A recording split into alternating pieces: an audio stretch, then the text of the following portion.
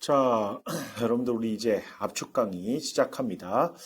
제가 그 짧은 OT에서 말씀드렸지만 이 압축 강의는 우리가 파이널 강의가 아니에요. 파이널 강의처럼 막 그냥 줄줄줄 읽으면서 중요한 것만 찍고 뭐 이러는 게 아니라 그냥 이제 기본 강의를 한 번 더 반복하는 겁니다. 그런데 기본 강의에서 했던 속도의 2배로 해서 이제 절반 분량 안에 끝내는 게 목표고요. 다만 이제 기출문제 강의는 따로 하지 않기 때문에 기출론이 같이 안 봐요. 그래서 그거는 여러분들이 자료실에 있는 기출문제를 풀어보는 걸로 하시고, 요 다음에 어차피 기출 강의니까요.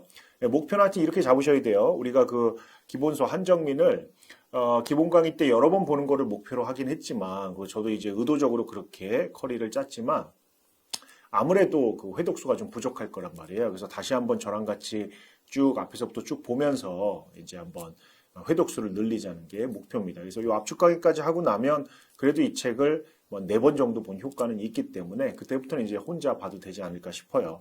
그래서 저도 이 강의를 무슨 뭐 중요한 거 위주로 빨리빨리 체크하면서 이렇게 이런 거 하지 않고요. 그냥 기본 강의인데 다만 우리가 기본 강의에서 설명하지 못했던 것들, 그 다음에 이제 좀 뒤에 있는 내용들을 여러분들이 좀 아시잖아요. 들어봤잖아요. 그래서 이제 그런 것들을 좀 끌어와서 효율적으로 설명을 하고 혹시 여기 빠진 부분이 있다면 조금 보충하는 정도로만 할 거고요.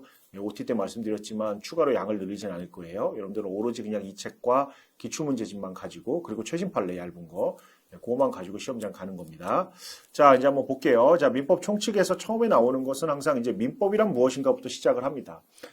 이제 우리는 한번 경험해 봐서 알잖아요. 이제 민총과 채권까지 갔다 왔기 때문에 여기 이제 시험에 나오는 거는 파란색 동그라미로 체크가 돼 있단 말이에요. 옆에 아시죠? 그래서 그 시험에 나왔던 기출됐던 지문은 조금 눈을 크게 뜨고 보시고 나머지는 조금 힘을 빼고 보세요. 특히 이 민법의 의의다 이런 것들은 시험에 나올 수가 없어요. 물어보기도 애매하고 그래서 그냥 시험에는 안 나오는 부분인데 그래도 우리가 교양이니까 한번 봅시다.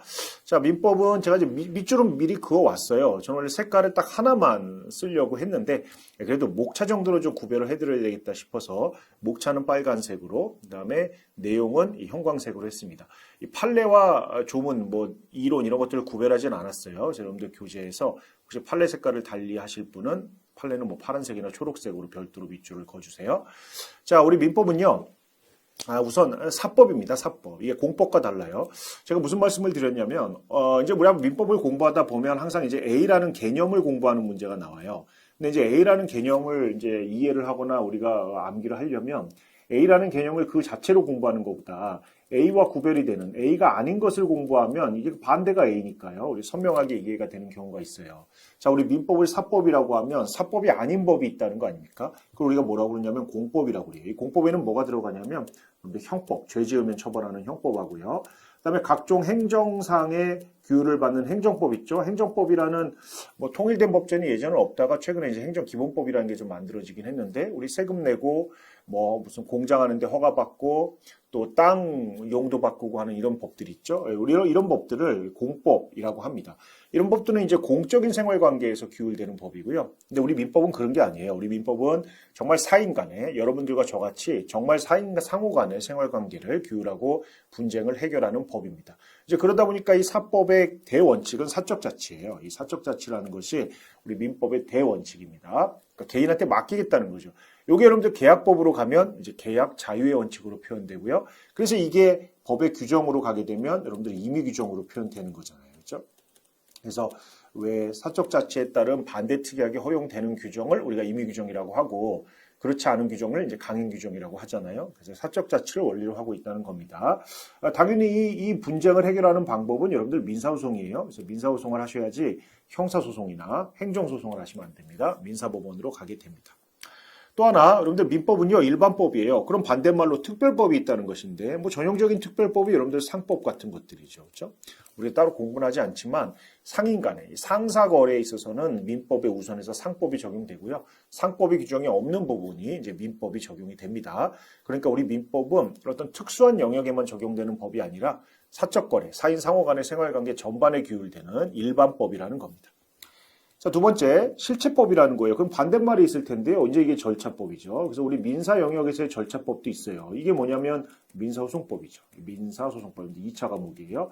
이거는 이제 민법상의 분쟁이 발생했을 때 그 분쟁을 해결하는 절차를 규율하는 법입니다. 근데 우리 민법은 그런 게 아니에요. 우리 민법은 실체, 민사소송은 절차고요. 그 안에서 누가 이기냐를 판단하는 내용으로서의 이제 규율이 있다는 겁니다. 그래서 이거는 절차법이고 이건 뭐 실체법이라고 불러요. 그래서 우리 민법은 이렇게 사법이고 일반법이고요. 그 다음에 실체법이다라는 겁니다. 자, 그 다음에 민법을 통상 이렇게 두 가지로 부르기도 합니다. 형식적 의미의 민법, 실질적 의미의 민법 이렇게 부르기도 해요. 자, 이런 말들은 사실은 우리 민법 전반을 공부하면서 몇 번 들어보는 말인데요. 자, 일단 형식적 의미의 민법이라고 하면 여러분들이 보시는 그 민법전, 민법법전을 얘기하는 겁니다. 우리 1조부터 1118조까지 있는 민법전을 형식적 의미의 민법이라고 불러요. 근데 실제로 우리가 민법을 공부하다 보면 이미 아셨겠지만 민법전 외의 법들도 공부했잖아요. 뭐 기억나세요? 주로 이제 물권에서 많이 했는데요. 그렇죠? 물권법 가면 우리가 명의신탁에서 부동산 실명법도 공부하고요. 뒤쪽에 가면 가등기 담보법도 공부하고 또 우리 앞쪽에 물권 변동, 등기 공부하면서는 부동산 등기법도 공부하고 이러잖아요. 그런 것들은 민법전에 없어요. 그렇지만 우리 공부하잖아요. 민법이란 과목 안에서. 그래서 이런 것들을 우리가 뭐라고 그러냐면 실질적 의미의 민법이라고 합니다. 여러분들이 시험 범위는 실질적 의미의 민법이에요. 여러분들 물론 실질적 의미의 민법이 이렇게 민법전이든 뭐 부동산 실명법이든 가등기 담보법이든 이렇게 정말 성문화된 법전만 얘기하느냐? 그렇진 않아요. 이제 뒤에 가서 우리가 하지만 민법의 법원이라는 게 있잖아요. 우리 민법 1조 아시죠? 민법의 법원 안에 보면 뭐 법률, 관습법, 조리 같은 것들이 들어있어요. 이 조리, 신의칙 이것도 우리 크게 보면 민법입니다.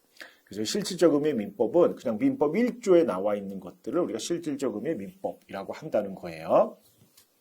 자, 굳이 이제 두 개를 비교하자면 당연히 실질적 의미의 민법이 범위가 더 넓죠. 왜냐하면 이 안에는 형식적 의미가 이렇게 포함되어 있다고요. 이렇게 포함되어 있기 때문에 범위가 더 넓습니다. 그래서 형식적 의미의 민법인데, 그러니까 다시요. 실질적 의미의 민법인데 형식적 의미의 민법이 아닌 것들은 많죠. 아까 말씀드렸던 부동산 등기법은 형식적 의미의 민법은 아니지만 실질적 의미의 민법이에요. 반대로 형식적 의미의 민법, 민법전 안에 들어가 있는 내용이지만 우리가 앞에서 얘기했던 이런 민법의 기능을 하지 않는 것들이 있습니다. 이제 그게 뭐냐면 주로 절차에 관한 규정들, 그다음에 벌칙 규정들 이런 것들이죠. 이런 것들은 민법에 들어와 있지만 사실은 민법과 어울리지 않는 거예요. 그래서 형식적 의미의 민법이지만 실질적 의미의 민법이 아닌 것도 있더라라는 겁니다. 가볍게 보셔야 돼요. 사실 수험생 입장에서 가볍게 보라는 말이 제일 어려워요. 이게 뭐 보라는 건지 안 봐도 된다는 건지 애매한데 저는 그냥 선택하라고 그러면 뭐 안 봐도 된다 쪽에 한 표 걸고 싶어요. 근데 이제 재밌잖아요. 그래도 이렇게 한 번씩 보다 보면.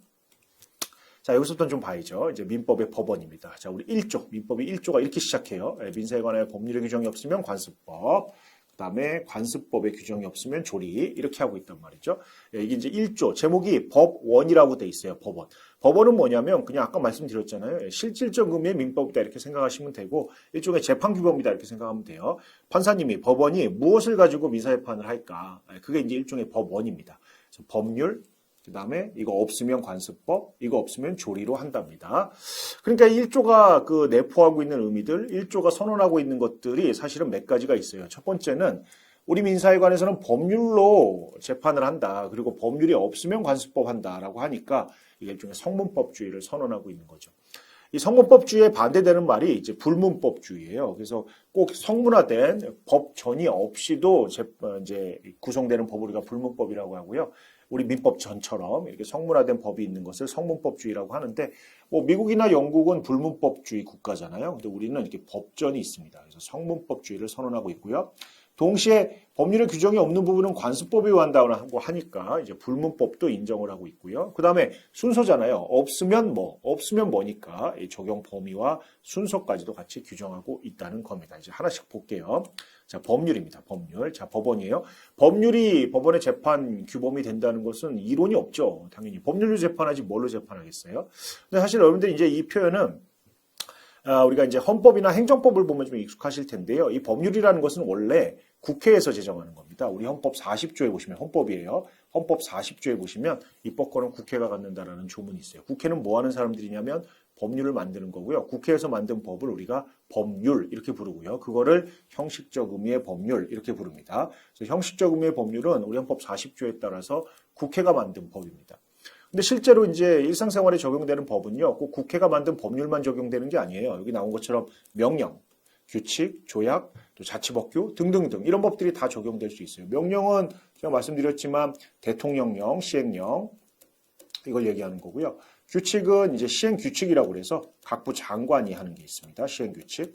조약은 아시겠죠? 국제규범이죠. 자치법규, 예를 들면 지방자치단체의 조례 같은 것들, 이런 것들은 자치법규가 되죠. 예, 이런 것들도 다 크게 보면 이제 법률에 해당이 돼요. 예, 그래서 이 1조에 들어가는 법률은 이렇게 많은 이제 재정법 전반을 포함한다는 겁니다. 이제 뭐하고 좀 비교를 하셔야 되냐면 기억나시나요? 185조. 185조가 뭐죠? 물권법정주의죠. 예, 물권법정주의는 법에 정해진 것만, 법률에 있는 것만 효력과 내용과 종류를 인정하겠다는 것인데 여기서 얘기하는 법률은 이게 형식적 의미의 법률입니다. 자, 그래서 어떤 법률이 법원이 되는 것이고, 자, 법률이 없으면 관습법이랍니다. 법률이 없으면 관습법. 그래서 이 법원에서 가장 중요한 것은 역시 관습법이에요. 자, 관습법은 뭐냐? 아시죠? 어떤 관행이 있습니다. 관행이라는 거 이제 반복적으로 행해진 어떤 관행이 있어요. 예를 들면 우리 마을에서는 누구나 뭐 들어갈 때 돈을 얼마씩 내고 들어간다. 마을에 들어갈 때는 돈을 얼마씩 내고 들어간다라는 관행이 있는데 그 관행이 사회 일반인의 법적 확신을 받는 겁니다. 그냥 관행만 있으면 안 돼요. 우리 사회 일반인이 그런 관행이 있다라는 법적 확신을 얻었을 때 그거를 관행을 넘어서 이제 법으로 봐주는 겁니다. 그게 관습법입니다. 그 자체가 그냥 요건이에요. 그러니까 어때요? 일단 관행이 있어야 됩니다. 거듭된 관행이 있고요. 그게 사회 구성원의 법적 확신을 얻어야 돼요. 그러면 관습법이 됩니다. 자, 그런데 우리 판례가 추구하고 있는 요건이 있어요. 그래서 이게 잘 나오죠. 그 관행이 전체 법질서에 반하지 않아야 된답니다. 여기서 얘기하는 전체 법질서는 이제 헌법을 최상위 규범으로 해서 헌법 밑에 법률, 법률 밑에 아까 얘기했던 명령, 규칙 이렇게 쭉쭉쭉 나가는 이 법질서를 얘기하는 거예요. 그래서 헌법을 최상위 규범으로 하는 전체 법질서에 반하지 않으면서 정당성과 합리성이 있어야 된다라는 요건까지 우리 판례가 요구하고 있습니다. 자, 이제 대표적인 관습법 판례가 이거잖아요. 예전에는 이거 이제 우리가 여성의 반란 이렇게 하는 판례인데요. 예전에는 우리 종중 구성원을 성년인 남자만으로 제한했어요. 그래서 여성은 애초부터 종중의 구성원이라고 보지 않았어요. 그러니까 예를 들면 종중 땅이 수용돼서 보상금 나왔을 때 우리 여성분들, 여성 후손들한테는 그걸 주지 않았단 말이죠. 그래서 이 말이 안 되잖아요. 그래서 이제 소제기를 했고요. 우리 판례가 뭐라고 그랬냐면 대법원이 자, 여성은 종중의 구성원이 될 수 없다는 종례 관습. 그 관습이 있다고 하더라도 그런 관습은요. 전체 법질서에 부합하지 않는답니다. 그렇죠. 우리 헌법에는 남녀 평등이라는 게 뭐 대원칙이에요. 우리 헌법 11조에 보면 평등권이거든요. 11조가. 거기 보면 사람은 뭐 등등등등으로 차별받지 않는다고 돼 있는데 거기 성별이라는 말이 있단 말이에요. 성별로 차별받으면 안 돼요. 만약에 남성과 여성을 차별하게 되면 우리 헌법에 반한단 말이죠. 그래서 이런 것들이 전체 법질서에 부합하지 않기 때문에 정당성, 합리성이 없다. 그래서 이제는 여성도 당연히 종중의 구성원이 되는 거죠. 그래서 이 판례가 요 2번 요건을 설시한 유명한 리딩 케이스입니다. 자, 관습법은 언제 성립하느냐? 왜냐하면 의문이 생길 수 있죠. 지금 관습법이라는 건 관행이 있고 그게 법적 확신을 받을 때니까 그러면 혹시 관행이 성립했을 때 혹은 법적 확신을 얻은 때, 혹은 법원이 이제 이게 관습법이다라고 인정한 때 헷갈리겠죠? 우리는 뭐라고 그러냐면 관습이 이제 법적 확신을 얻은 때, 그때 관습법이 성립한다고 봅니다. 관습법은 어떤 반복된 관행, 관습이 법적 확신을 얻은 때예요. 자, 그럼 이제 문제가 되는 게 우리 1조를 보니까 법률의 규정이 없으면 관습법에 의한다 이렇게 돼 있단 말이죠. 그러면 이거만 보면 국어 문제잖아요. 너무나 명백하게 법률에 없으면 관습법이니까 법률이 있으면 관습법은 적용되지 않아요. 그러니까 우리 1조만 보면 법률이 있고 없는 부분을 관습법이 적용된다. 없는 부분에 관습법이 적용된다는 이 관습법과 법률의 관계가 보충적 효력이라는 것이 너무 명백하잖아요. 1조는. 그렇죠? 그러니까 법률의 규정이 없는, 즉 성문 법률의 규정이 없는 부분에 불문법인 관습법이 적용된다는 게 너무 명확한데 근데 여러분들 아까 제가 말씀드렸던 우리민법, 물권법에서 다루는 그 물권법정주의 185조를 보면 조문이 물권은 법률 또는 관습법 이렇게 돼 있단 말이죠. 그러니까 법률 또는 관습법이니까 두 개의 지위가 대등하잖아요. 그럼 185조를 중요하게 보시는 분들은 아니 법률과 관습법은 서로 레벨이 똑같네. 그래서 근데 관습법이 법률을 없앨 수도 있고 부딪히면 법률이 관습법을 없앨 수도 있고 두 개의 효력이 대등하네. 이렇게 볼 수도 있는 거 아닙니까? 그래서 이게 1조와 185조의 관계 속에서 그 문헌 해석으로 도대체 법률과 관습법은 무슨 관계일까? 이렇게 시작하는 게 이제 관습법의 효력 부분입니다. 자, 학설은 필요 없고요. 자, 우리 판례는 뭐라고 그러냐면 보충적 효력설입니다. 1조를 중시하는 거예요. 그래서 법률의 규정이 없으면 관습법으로 간다는 겁니다. 이 같은 입장을 185조에도 적용하자는 거예요. 이 조문의 표현에도 불구하고 네, 이렇게.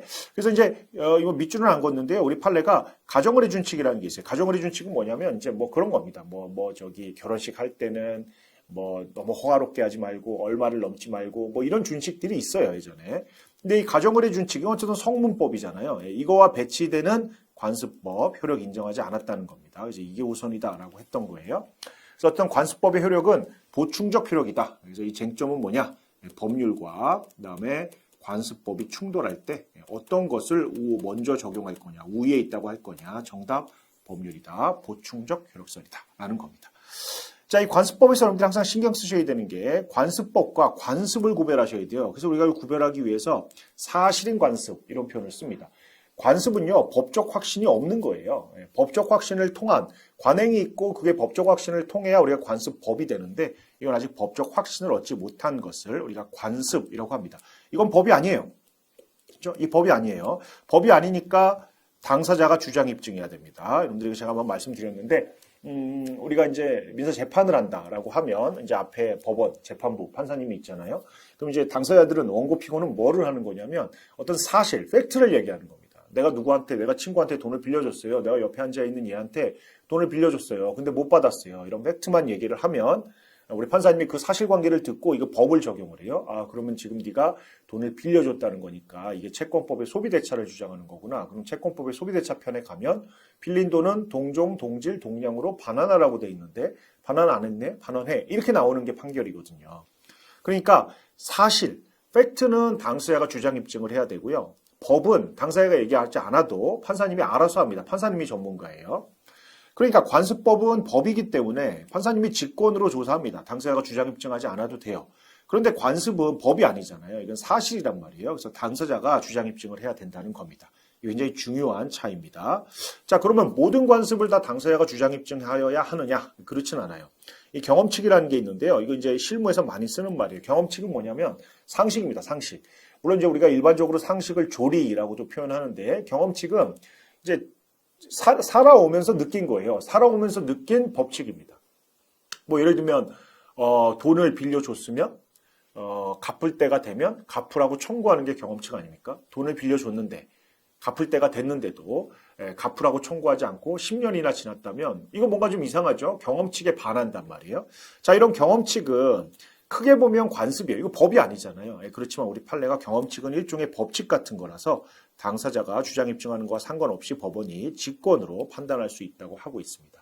정리하면 사실인 관습과 관습법의 가장 큰 차이는 역시 입증 책임의 문제란 말이에요. 근데 이게 어디서부터 나오냐면 관습법은 법이고 사실인 관습은 팩트, 사실이다. 여기서부터 출발하는 거예요. 경험칙은 일종의 예외고요. 이렇게 정리하시면 되고 또 봅시다. 여러분들 이 법은요. 관습법은 아까 법 1이었잖아요. 그러니까 재판규범이란 말이에요. 그럼 사실인 관습은 뭐냐? 관습법까지 가지 못한 관습은 뭐냐? 예, 그거는 법률행위 해석의 하나의 기준이 될 수는 있겠죠. 그러니까 무슨 말이냐면 아까 제가 어떤 마을, 특정한 마을을 들어갈 때는 뭐 입장료를 내고 들어가야 된다는 게 하나의 관습이라고 하면 그게 법적 확신을 얻으면 법이 돼요. 그래서 무조건 따라야 되는 거예요.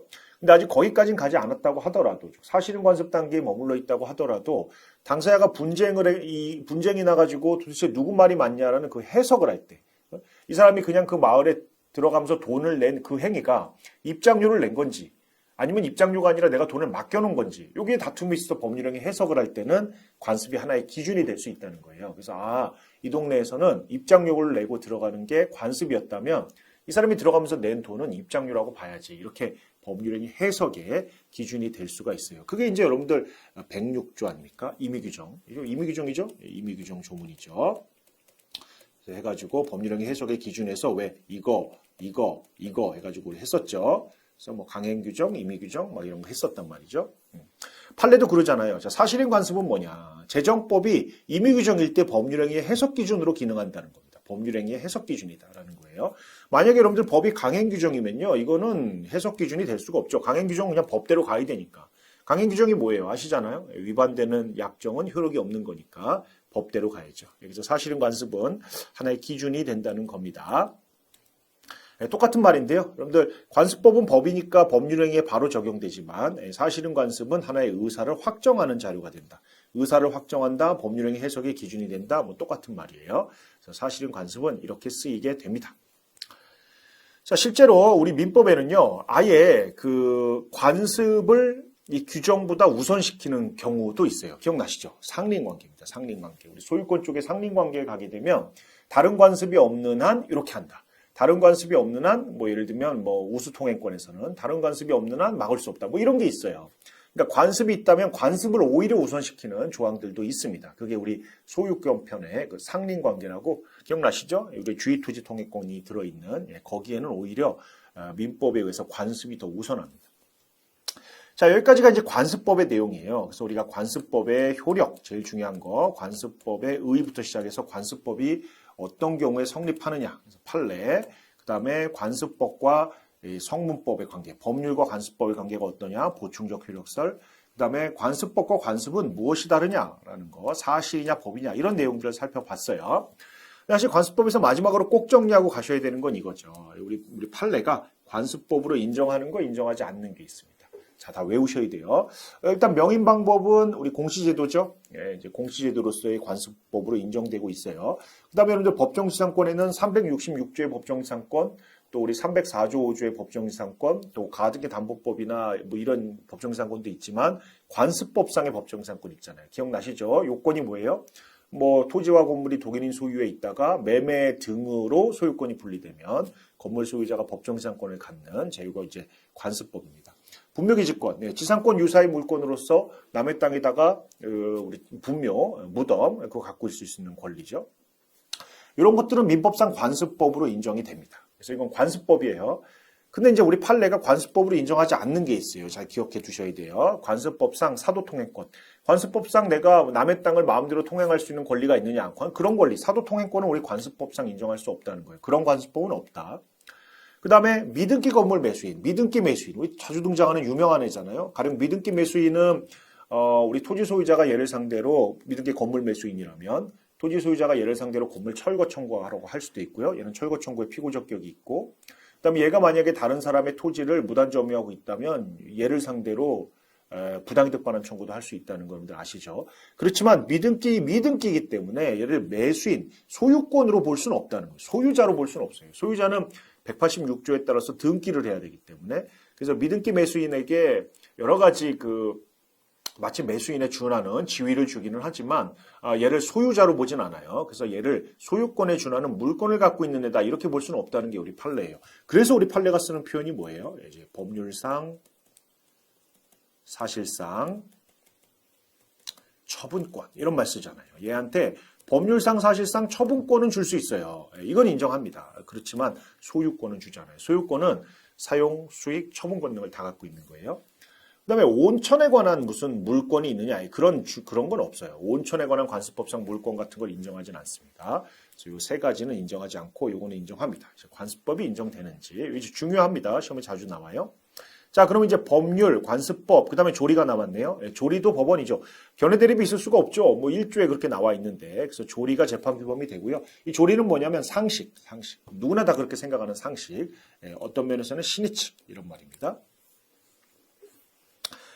우리 판례도 아까 여성 종중어는 종언이 될 수 없다는 그 일종의 관행이 우리가 최상위 규범, 헌법을 최상위 규범으로 한 전체 법 질서에 반해서 정당성, 합리성 없다고 그랬잖아요. 그 판례에서 우리가 뭐라고 그러냐면, 어쨌든 공동 선조와 성과 본을 같이 하는 후손은 남녀 구별하지 말고 성인이 되면 그 종중의 구성원이 된다는 것이 조리에 맞다 이렇게 표현하고 있기 때문에 이것도 당연히 법원성을 긍정합니다. 아예 조문이 그렇게 돼 있는데 어떻게 이걸 부정하겠어요? 다만 이제 문제되는 게 판례입니다. 판례는 어쨌든 이제 대법원의 입장이 쌓여서 일정한 의사를 표현하는 건데요. 판례가 법원이 되느냐? 안 됩니다. 왜 안 되냐? 1조에 없어요. 그렇게 생각하자고요. 1조에 없기 때문에 안 돼요. 판례는 법원성이 없는 이유가 뭐냐면 우리 민사소송법에서 배우겠지만 판례는요 원래 법원을 구속하지 않아요. 예를 들면 대법원이 어떤 판례가 있다고 합시다. 대법원이 소비대차에서 변제기 정하지 않으면 어떻게 할까요?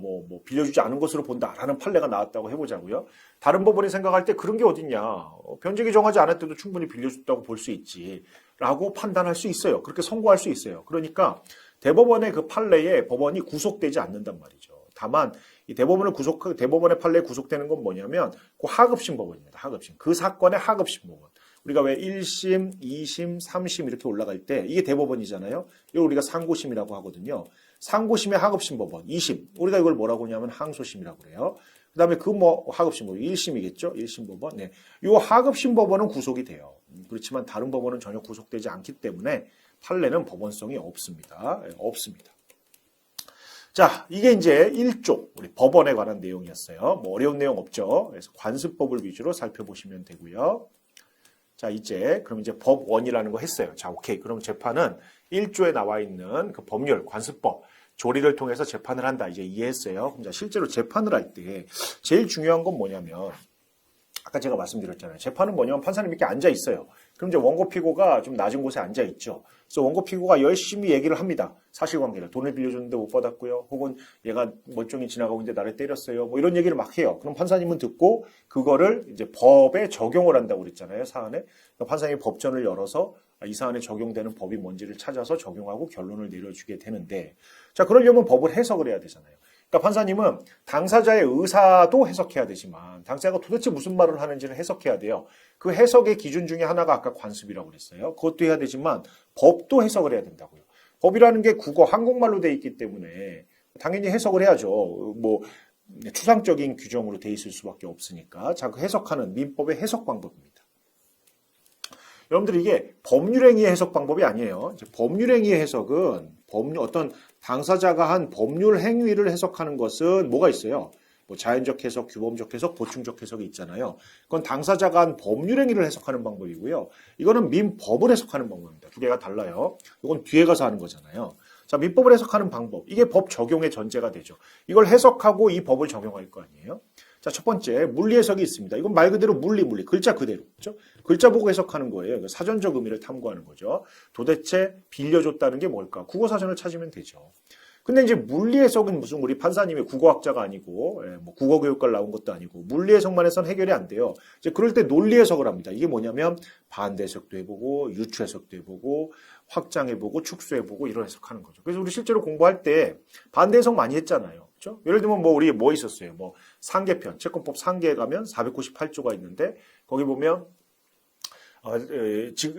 지급금지명령, 압류나 가압류 받기 이전에 취득한 사유로만 상계할 수 있어요. 그럼 반대 해석하면 그 이후에 취득한 사유로는 상계할 수 없고 뭐 이렇게 되는 거 아닙니까? 이런 반대 해석도 해보고요. 그 다음에 형법에서는 이런 게 안 되지만 민법에서는 비슷한 조항을 유추해석할 수 있어요. 뭐가 있었죠?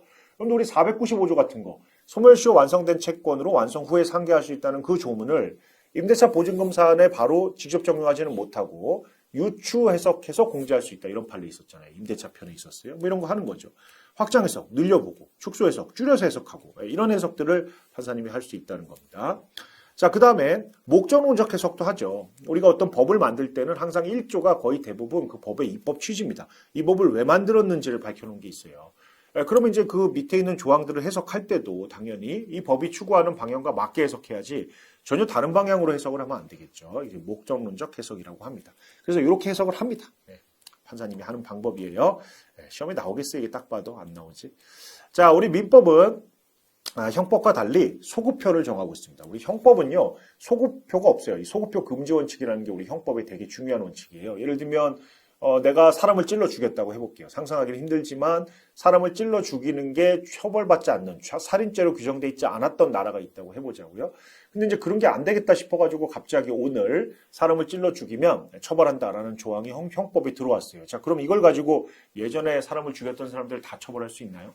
그러면 안 돼요. 우리 형법에서의 범죄로 처벌을 하려면 행위 당시의 법으로 처벌을 해야 된다고. 행위 당시. 지금 만들어서 예전으로 소급하는 이런 건 형법에는 할 수는 없는데요. 민법은 할 수 있어요. 이게 왜냐하면 형법은요. 애매하면 처벌하지 않으면 돼요. 이 사람 확실하게 범죄자다 안 하는 확신이 없으면 그냥 처벌하지 않고 풀어주면 끝납니다. 그런데 우리 민법은 지금 사인 간에 네가 잘했니 내가 잘했니를 가지고 다투고 있잖아요. 여기서 지금 법원이 모르겠다, 난 모르겠으니까 돌아가라 이럴 수는 없어요. 분쟁을 어떻게든 해결을 해줘야 돼요. 그러니까 당연히 소급표를 인정해도 된다는 겁니다. 그래서 원칙적으로 소급표가 있고요. 다만 예외적으로 소급하지 않는다라거나 혹은 이 법의 시행일을 법에 따로 정하는 경우가 있어요. 그럴 때는 당연히 그때부터 적용되겠죠. 원칙적으로 소급표다라는 거고요. 우리 민법은 우리나라 사람한테만 적용되는 게 원칙입니다. 다만 우리나라에서 일어난 일에도 좀 적용이 돼요. 그래서 속인주의가 원칙이고 우리나라에서 벌어진 일에도 적용되는 속지주의도 있습니다. 중요하지 않습니다. 자, 이게 정말 민법이란 무엇인가 이겁니다. 제 생각에 관습법 빼고는 시험에 나올 일이 별로 없어요. 근데 그래도 이제 1조의 법원을 중심으로 해서 한번 살펴봤고요. 자, 두 번째. 자, 이제 조금 더 가운데로 들어가 볼게요. 우리는 지금 민법이란 도대체 무엇인가? 여기서부터 시작을 했고요. 사실 이제 민법이 실체법이라고 했잖아요. 절차법이 아니라고 그랬어요. 실체법이라고 하는 것은 뭐냐면 당사자가 주장하는 것이 맞는지 그른지를 정해주는 기준이에요. 그러려면 당사자가 그런 걸 주장할 수 있는 권리가 있는지 혹은 어떤 사람은 그런 걸 해야 될 의무가 있는지 이 권리와 의무를 정하는 법이라고요. 실체법은. 결국 실체법은 권리와 의무를 정하는 거고요. 권리가 있으면 네가 이길 거고요. 권리가 없으면 네가 질 거예요. 네가 의무가 있으면 지는 거고요. 의무가 없으면 이기는 거예요. 그래서 이게 이제 민사소송법에 가면 우리 이런 것들을 뭐라고 그러냐면 이제 본안 판단 이렇게 부릅니다. 본안 판단, 소송 요건 판단이 아니라 본안 판단에서 권리의 여부, 권리가 있는지 없는지를 판단하는 거예요. 따라서 조금 더 이제 핵심으로 들어가게 되면 도대체 권리가 뭐고 의무가 뭔지를 공부를 해야 되는데 당연히 어떤 권리가 있고 어떤 의무가 있는지는 이제 물권, 채권에서 다 공부하는 것들이고 여기서는 권리가 뭔지 의무가 뭔지 이런 것들을 공부할 겁니다. 자, 여러분들 권리 의무 관계가 생기는 관계를 우리가 이제 법률 관계 이렇게 부릅니다. 법률 관계는 권리 의무 관계가 생겨요. 이거와 구별하는 개념이 이제 호의 관계라고 그랬죠. 호의 관계. 이거 말 그대로 좋은 의도로 그냥 공짜로 좋은 의도로 내가 너한테 너 안 지키면 채무불이행 책임을 묻겠어. 이런 의도 없어요. 그냥 좋은 의도로 해주는 겁니다. 대표적인 게 뭐예요? 공짜로 차 태워주는 거죠. 호의동승. A라는 사람이 공짜로 B를 태워주고 같은 차에 타고 이제 운전하고 가는 거예요. 집까지 데려다주는. 돈 안 받고. 돈 받으면 이게 여객 운송이죠. 그러면 여객 운송 계약이 체결된 거기 때문에 잘 모셔다 줘야 되는 의무가 발생하고 가다가 사고 나면 채무불이행 책임이나 불법행위 책임을 지게 되는 거예요. 자, 그런데 호의동승은 그런 관계가 아니잖아요. 따라서 이거 가다가 사고 나서 만약에 A가 운전하다가 가로수를 들이받아서 B가 다쳤다라고 할 때 A가 B한테 채무불이행 책임을 지지는 않아요. 계약관계가 없으니까, 법률관계가 없으니까. 다만 법률관계가 아무것도 없느냐? 그렇지는 않습니다. 법정 채권관계로서요. 불법행위 관계는 성립할 수 있어요. 우리가 이제 채권법에서 이렇게 배웠잖아요. 앞부분에 전용계약 15개를 중심으로 한 계약법을 배웠고 그 뒤에 계약이 없는 당사자 약정이 아님에도 채권이 나오는 법정 채권으로서 사무관리 부당이득 불법행위를 했단 말이에요. 이 법정 채권은요. 당사자 간의 약정이 없어도 법률관계를 창설하겠다는 의사가 없어도 일정한 요건만 충족하면 무조건 나오는 거예요. A가 지금 운전하다가 잘못해서 B를 다치게 한 거예요. 그러면 이거 750조의 불법행위 요건을 충족하고요. 그러면 B는 A한테 손해배상 청구권이라는 채권을 갖는 거예요.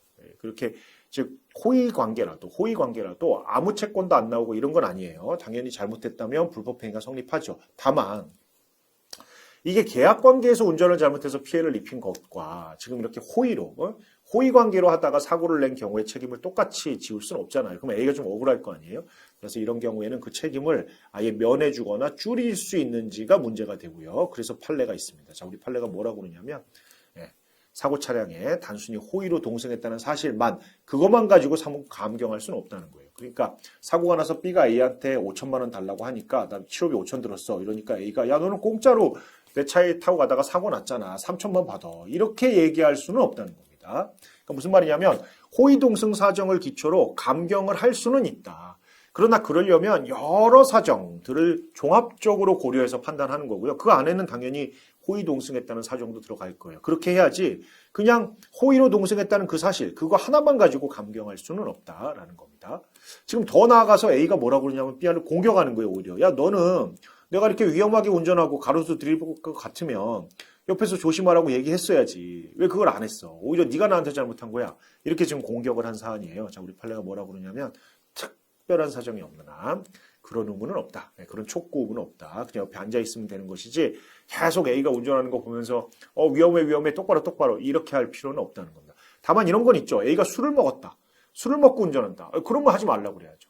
자꾸 존다. 그러면 깨워야죠. 그런 특별한 사정이 없는 한 그런 의무까지는 있다고 할 수 없다라는 겁니다.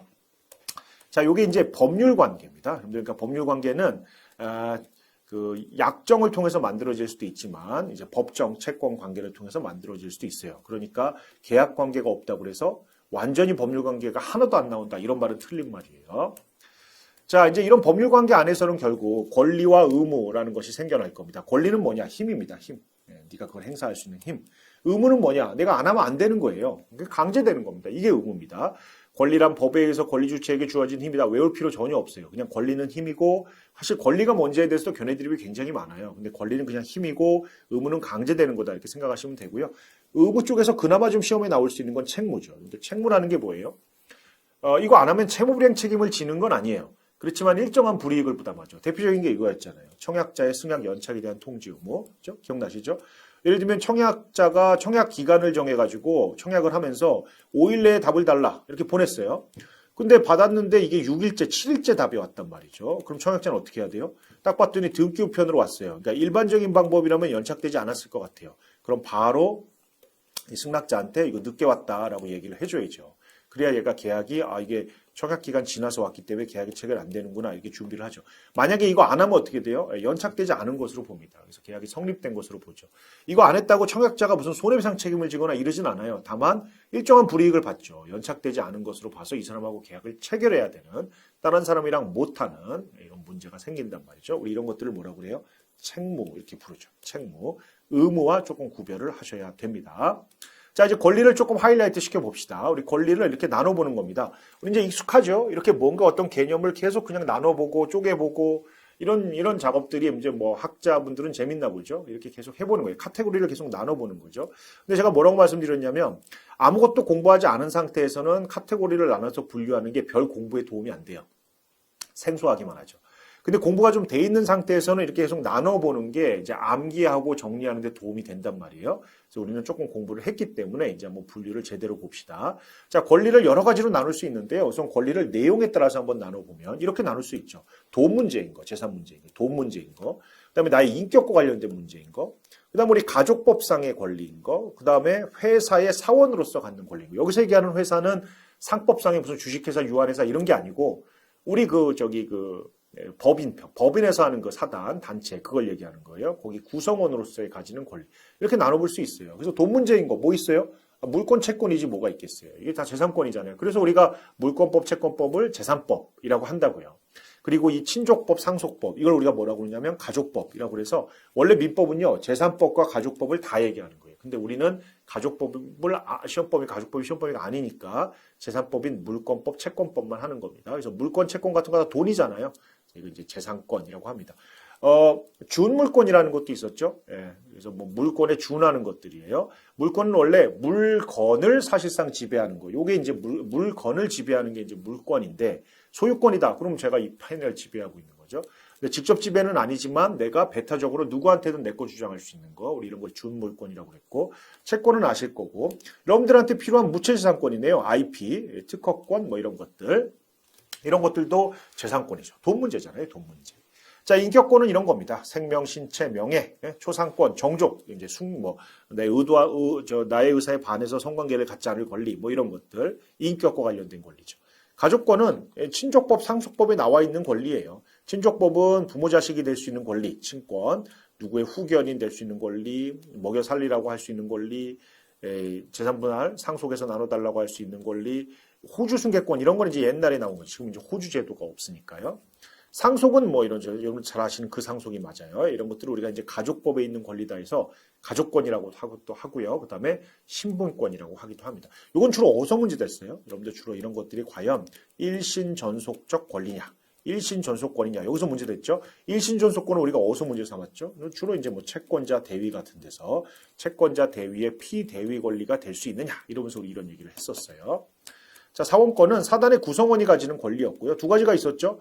돈 문제, 나의 이익 문제, 이걸 자익권이라고 했고요. 그게 아니라 법인의 의사결정을 하는 데 있어서 내가 사원으로서, 우리 주식회사라면 이런 게 이제 주주죠. 참여할 수 있는 권리 이렇게 나눴습니다. 하여튼 이렇게 나눠볼 수 있다는 겁니다. 예를 들면 어떤 시험 문제에 뭐 생명권은 재산권이다, OX. 절대 안 나와요. 절대 안 나오니까 그냥 부담 없이 봅시다. 자, 권리를 힘, 효력, 작용으로 한번 분류해 본다면 이렇게 분류할 수 있어요. 지배권, 청구권, 형성권. 지배권은 뭐냐면 물권 같은 것들이죠. 근데 물권의 특징이 뭐예요?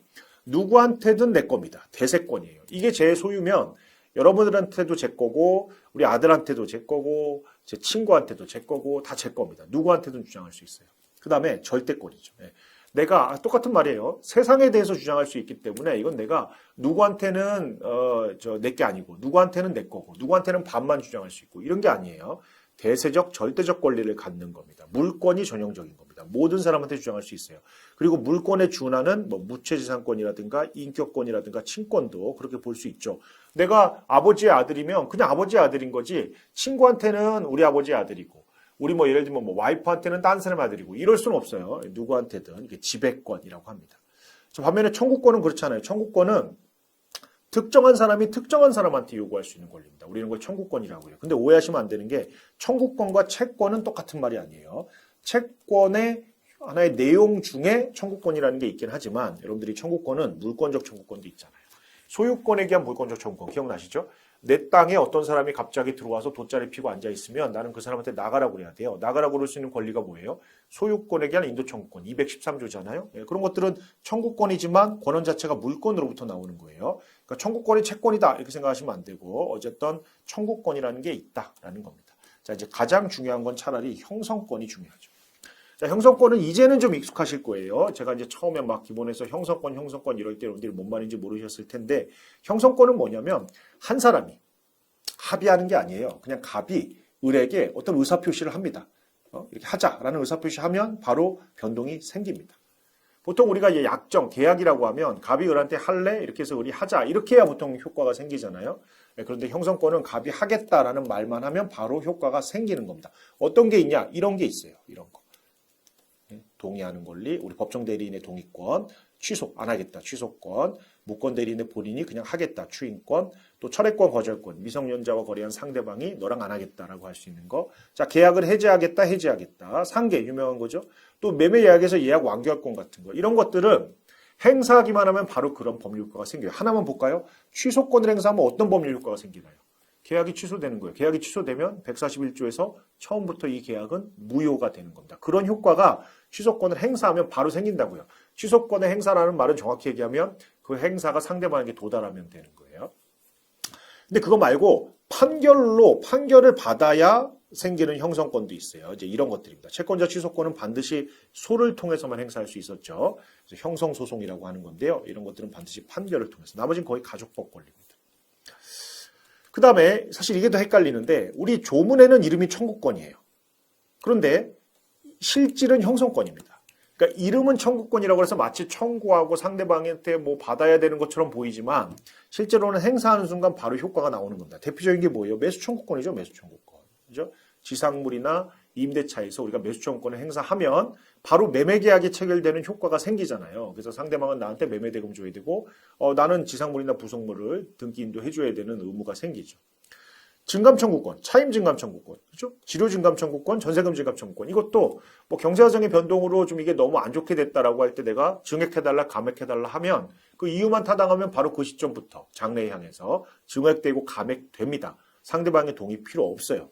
담보 책임, 그렇죠? 우리가 일부 타인 권리나 이런 데서 매매 대금 감액 청구 같은 것들이 있죠. 네, 이것도 마찬가지.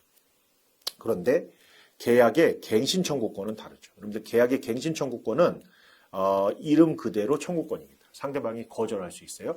그래서 우리가 왜 임대차에서 계약 갱신을 거절하게 되면 지상물 매수 청구권을 행사하잖아요. 그래서 갱신 청구권은 청구권입니다. 이름 그대로. 그래서 이런 것들, 매수 청구권, 차임 증감 청구권 이런 것들이 이름은 청구권이지만 형성권이라는 겁니다.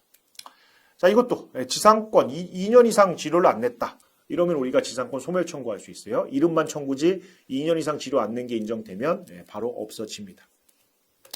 공유물 분할 청구권이나 공탁물 회수 청구권 이런 것들도요. 공유물 분할 청구권 뭐예요? 공유자는 언제나 공유물 분할의 자유가 있기 때문에 공유물 분할해달라고 하면 분할되는 거예요. 다만 그 방법만 법원이 재량으로 정할 수 있죠. 자, 공탁물 회수 청구권 이거 뭐죠?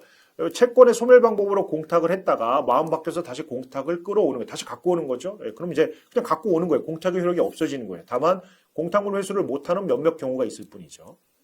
자, 근데 이거 하고요. 수급인의 저당권 설정 청구권. 요거를 좀 구별하셔야 돼요. 666조의 수급인의 저당권 설정 청구권이 뭐였어요?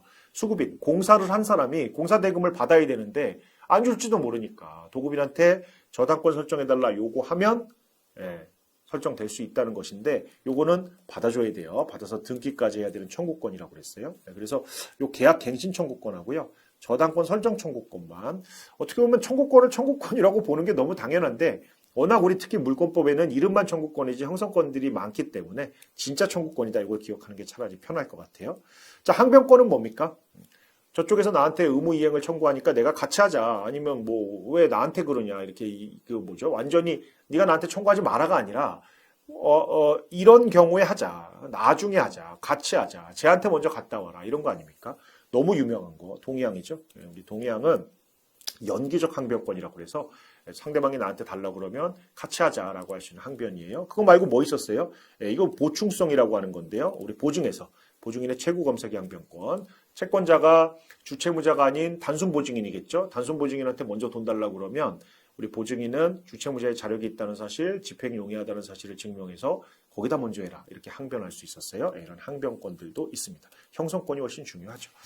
자, 뭐 이런 식으로 압축 강의를 한번 해보려고 합니다. 그래서 여러분들이 공부가 좀 돼 있었다면 복습하면서 암기까지 좀 욕심을 내실 수 있고요. 혹시 기본 강의 때 공부가 좀 미진했다면 이 내용이 기본 강의 때 했던 얘기를 좀 빨리 할 뿐이기 때문에 기본 강의를 대체하는 짧은 강의로 좀 소화를 하셨으면 좋겠습니다. 자, 이제 잠깐 쉬었다가 다음 진도로 가죠.